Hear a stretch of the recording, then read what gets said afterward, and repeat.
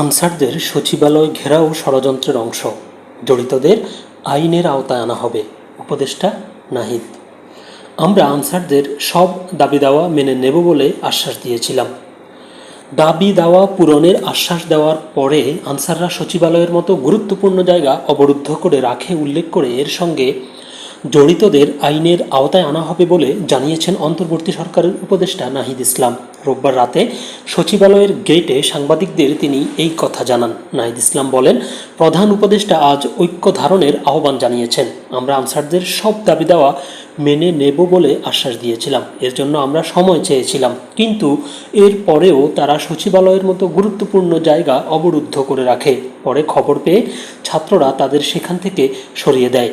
এটা একটা বৃহৎ ষড়যন্ত্রের অংশ মনে হচ্ছে। এর সঙ্গে যারা জড়িত তাদের আইনের আওতায় আনা হবে বলে জানান তিনি।